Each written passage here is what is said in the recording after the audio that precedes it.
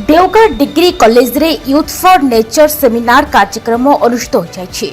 आम परिवेश सुरक्षा युव समाज भूमिका केते महत्वपूर्ण से विषय आलोचना होता। देवगढ़ पंचायत समिति डिग्री कॉलेज रे फाउंडेशन फॉर इकोलॉजिकल सिक्योरिटी आयोजन क्रमे यूथ फॉर नेचर सेमिनार अनुष्ठित हो जाइछि। कॉलेज अध्यक्ष रमेश चंद्र प्रधानी सभापतित्व तथा राजनीति विज्ञान अध्यापक डॉक्टर सुरेश प्रसाद सड़की परिचालन में अनुष्ठित कार्यक्रम में परिवेश संतुलन व सुरक्षा युव समाज भूमिका शीर्षक उपर आलोचना करा। ଏହି ଅବସରରେ ମୁଖ୍ୟ ଅତିଥି ଭାବରେ ଦେଓଗାଁ ଗୋଷ୍ଠୀ ଉନ୍ନୟନ ଅଧିକାରୀ ଶ୍ରୀଯୁକ୍ତ ପ୍ରିୟରଞ୍ଜନ କୁମାର ଯୋଗଦେଇ ଭକ୍ତି ଓ ଭୟ ସୃଷ୍ଟି ହେଲେ ପରିବେଶ ସୁରକ୍ଷା ହୋଇପାରିବ ବୋଲି କହିବା ସହିତ ପରିବେଶ ସନ୍ତୁଳନ ପାଇଁ ଯୁବ ସମାଜ ସଚେତନ ହୋଇ କାର୍ଯ୍ୟ କରିବାକୁ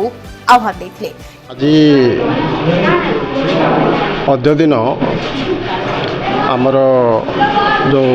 ସେମିନାର ଥିଲା youth for nature and environmental protection, ଏଇଟା ଏକ ବର୍ତ୍ତମାନ ସମୟ उपयोगी गोटे विषय थिला। बहुत छात्र छात्री माने एठी उपस्थित थिले। ब्लॉक उन्नयन अधिकारी आसिथिले। आमर जे संयोजक थिले कृष्णचंद्र पाणिग्राही तांको तरफरु एटा आम महाविद्यालय अनुष्ठित करा जायथिला एवं यार जो उपयोगिता उपरे आमर छात्र छात्री माने बहुत उपलब्धि कले एवं गोटे समयर आह्वान एटा जे आमे वर्तमान आमर प्रकृति एवं परिवेश को किभली भाबरे आमे प्रोटेक्शन करबा सेटा थिला मूल उद्देश्य आज विषय सेमिनार गोटे सेमिनार होता यूथ फॉर नेचर युवक मान परिवेश संतुलन युवक मान भूमिका नहीं विषय तो युवक मानकर जहाँ तांकर दायित्व तांको यही जंगल जमी एवं जंगल केमिति सुरक्षा करा जिवो तांकर जो दायित्व से विषय अवगत कराइबा यही माने सेमिनार मुख्य उद्देश्य थिला एवं आमे आशा करूँ प्राय समस्ते सही उपरे समस्ते दायित्ववान हो जाइछन्ति बोली तांकर माने एटीट्यूड जना पड़ुला तांकर दृष्टिभंगी जहाँ थिला से माने समस्ते सुनिबा मोड रे थिले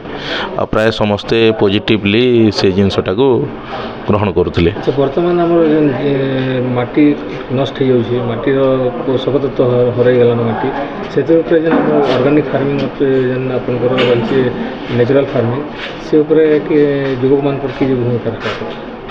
हाँ निहाती भाव से भी युवक मानकर निहाती भूमिका रही से माने चेष्टा कले वर्तमान आमर बायो फर्टिलाइजर गुड़ाक जो वर्तमान आसूची सेटा निजे घरे प्रस्तुत करि पारिबे ताकर बहुत उपाय अच्छी से उपाय को अवलंबन करी से माने निजे प्रस्तुत करिके सेटा को तांकर चाष कार्य रे लगे पारिबे। गोटे कथा वर्तमान प्लास्टिक रो बहुल व्यवहार जंक फूड रो बहुल व्यवहार ई सब जिनिस ऊपर कोन संदेश रखो चेष्टा करिबा जेमिति प्रकृति सुरक्षित रहिबो तो प्रकृति को सुरक्षित रखिबा पई एई जिंसटा को आमे केमिति रिसाइकिल करि परिबा से ऊपर आमे चिंता करिबा कथा। तो केमिति प्लास्टिक को रिसाइकिल करिके ताको बारंबार निजर व्यवहार रे आनिबा एवं केते मात्रा रे आमे कम करि परिबा सेटा चिंता करिबा हम वर्तमान रो हमर पाखे रे सेति लागि हमर अनुष्ठान रो मुख्य हला कि विभिन्न प्रकार दिग्दर्शन मानकर सेमानकर कोन भूमिका रहबा अनुष्ठान हो कि जहाँ भी आमर जी भी अनुष्ठान मुख्य था प्रत्येक अनुष्ठान रे गोटे प्लास्टिक फ्री जोन करा जिबा कथा एवं तांकर सेठी डस्टबिन गुड़ाक रखा कथा जो थे आमर जैविक डस्टबिन एवं प्लास्टिक जोटा कि अजैव डस्टबिन सेटा अलग अलग रखा कथा एवं सही जो डस्टबिन रो सेटा को आम पृथकीकरण जेहेतु हो सारी ताको आम तार सदुपयोग केमिति हो पारिबो बा रिसाइक्लिंग केमिति हो पारिबो प्लास्टिक रो एवं जो जैविक रही ताको केमिति फर्टिलाइजर हिसाब रे यूज करा जाय पारिबो से विषय रे समस्त को ज्ञान देवा कथा एवं सही शिक्षाटा समस्त ग्रहण करबा कथा। FES रो जिला संयोजक सुजित कुमार सतपथी और ब्लॉक मास्टर ट्रेनर